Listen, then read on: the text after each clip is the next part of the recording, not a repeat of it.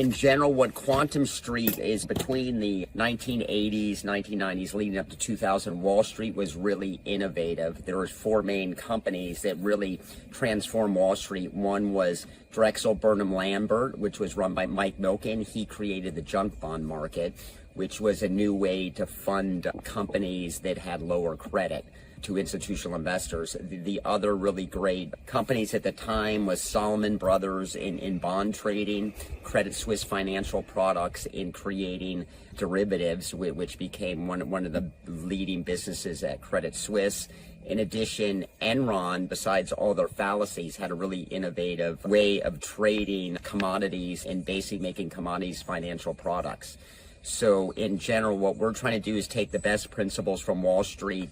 When Wall Street was innovative, currently Wall Street is like a commercial bank. There's really no innovation. So what we're trying to do is, now that blockchain's out there, we want to take the best financial practices during the 80s, 90s, and 2000 on Wall Street and bring it to the decentralized world. By having decentralization, we're really bridging the gap in finance between traditional finance to decentralized finance. I think the big issue right now with decentralized finance is institutions are really not involved because of the low capital that's in the marketplace and some of the security concerns, and it's just a newer market. Wall Street has just tapped into very plain vanilla investments based on price, so they've created Bitcoin ETFs, Ethereum ETFs, but that's not really moving the needle for real economic input. It's just allowing institutions to get access to cryptocurrency prices and appreciation. So what's great about Quantum Street, so there's two ways, what I think Quantum Street's main technology and what we can do, which really differentiates us from the other competitors,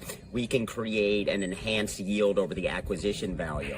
The basic way to do that is from tokenization and fractionalization, but what Quantum Street adds, its proprietary financial layer called the quantum matrix, which uses the top money mechanics. And what I mean by money mechanics, if the base layer of Quantum Street is really a trading firm where we borrow money at the lowest price and we reinvest at the highest price. Within the framework, once you can do that, you can basically tap in and arbitrage between interest rate spreads between traditional finance and decentralized finance because of the market inefficiencies. So we're at the forefront for bringing a new decentralized economy through trust agreements and acquisition financing. What's happened over the last 10 years or 20 years, we're really dominated by big tech, Facebook, Amazon, Google, Microsoft, and Apple.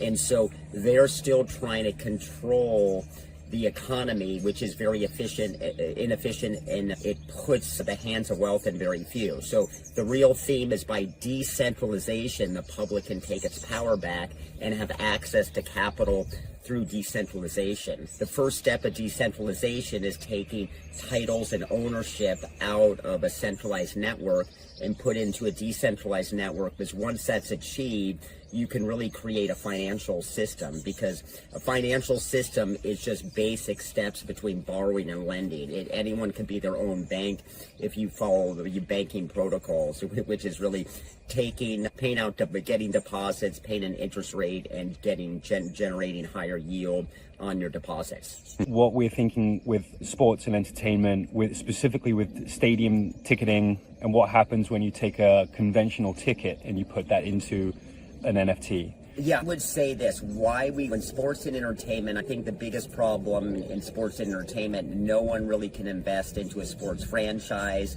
Most cities have problems financing stadiums, and then the ticketing solutions are very overpriced with transaction costs. Our view is that we want to take a play into the corporate suite or personal seat license market, because what's interesting about that is that once the seats are acquired, you have access to all events at the stadium at a discount. So what we're really saying is, once you have a corporate box, you can accumulate all the events, and you're basically getting a free optionality by the purchasing of the license. So you're able to get tickets at a discount. So let's say Beyonce or someone else is playing that have high market demand. If you own a corporate box and you get tickets at a discount, you could probably make 2 to 3x your investment by selling events like Beyonce.